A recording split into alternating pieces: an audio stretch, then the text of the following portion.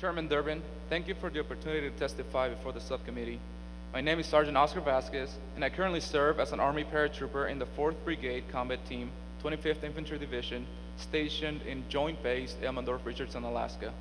Before I begin, I would like for the record to reflect that the testimony I am to give is my own. I can only speak for myself, and I do not speak for the United States Army, the Department of Defense, or any other federal agency, nor can I speak for others with experiences similar to my own. I was 12 years old when my mother and I boarded a bus from our village in Mexico to the border.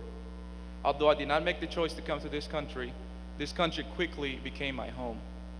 Soon after 9/11, I saw the Band of Brothers miniseries. I knew then that I wanted to join the Army. At Carl Hayden High School, I joined Junior ROTC. I loved the order and discipline and was eventually awarded the Junior ROTC Officer of the Year award. I thought this would be the beginning of a career in the military. But when I met with the recruiter, I was told I could not enlist because I was undocumented. I left the meeting not knowing what to do or what was next. Knowing you can't do something because of a piece of paper or lack thereof, it was devastating. I know I had to figure something else to do with my life. Joining the robotics club opened new doors for me. Working with 3 of my fellow classmates and under the supervision of 2 dedicated teachers, we entered the Marine Advanced Technology Education Center's remotely operated vehicle competition. Even though we were high school students, we decided to enter the college level competition because if we lost, at least it would be against the university and not another high school. I spent my senior year working with my team to design and build our underwater robot, which we named Stinky. That summer, we traveled to Santa Barbara, California for the competition. It was incredible to see other underwater robots and teams from MIT and some of the best universities in the world. Beyond our wildest dreams, 4 undocumented kids from Arizona won the awards for design elegance, technical report, and the grand prize for overall winner of the competition. Winning the underwater robotics competition was proof that we, as dreamers, had something to offer to the country we always considered our home. Although I could not contribute to my country by joining the military, I decided I could contribute by becoming an engineer. I fell in love with Arizona State University during a middle school field trip. But attending ASU came with its own challenges. In 2006, the Arizona legislature passed the law prohibiting undocumented students from receiving in-state financial aid. Even though Arizona had been my home for many years, I was not allowed to pay in-state tuition. And when this new law came into effect, my tuition tripled. Through private scholarships and work in construction, I scraped money together to pay for college and support my family. Despite how difficult it was, I never gave up on the idea of getting a degree. And at graduation, it paid off. In 2009, I was one of the 3 students introduced as an outstanding graduate during graduation, sitting only a few feet away from President Obama. But afterwards, I did not know what the future held. I had a degree in mechanical engineering, but no one would hire me in this field without a legal status. I didn't want to be stuck in a low-end job and not be able to apply my degree to its full potential to contribute to my country and support my family.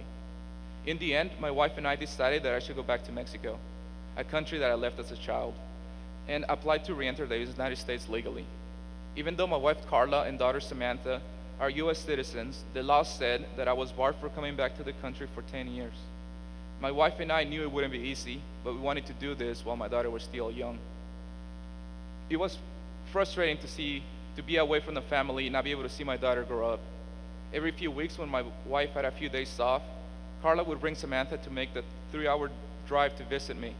When they first started visiting, my daughter didn't recognize me, and it was heartbreaking as a parent for a child not to know who you are. I applied for a waiver of the 10-year bar so I could come back home, but the government denied the request. They said that we hadn't documented enough hardship for my wife and daughter due to my absence. I would have to wait another year for the government to evaluate my case. But thanks to you, Senator Durbin, the Department of Homeland Security took another look at my case and granted my waiver.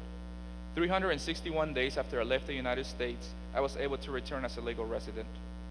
Soon after I came back to the United States in August 2010, I decided to pursue my first dream and enlist in the United States military, in the Army. I started basic training in February 2011. I wanted to fight for the country that raised me. Saying I love this country wasn't enough. I would let my actions speak for themselves. In May, shortly before I finished basic training, I became a U.S. citizen. A couple months later, I was deployed to Afghanistan. Serving in the Army fulfilled my dream of going to airborne school and jumping out of planes like they did in Band of Brothers. I looked forward to going to Afghanistan because I wanted to go into combat and protect my country. Serving in the Army allowed me to contribute more fully to the country and make it safer. It has been a great honor to serve my country. Today, our son, Oscar Maximus, is 2 years old. He was born the day after I returned from deployment R&R. Samantha is now 5 years old and loves kindergarten. Although we have grown to love Alaska, I would look forward to coming back to Arizona this summer, where I will apply what I learned at ASU and the Army to continue my career in mechanical engineering. Over the years, I have met many dreamers who also want to join the military and serve the country that they love. I sincerely hope that one day they will be able to follow in my footsteps and enlist. I believe my story is just one example of what dreamers can do if they are given the chance to come out of the shadows and give back to our country. Thank you again for the opportunity to testify. I look forward to answering any of your questions. Thank you.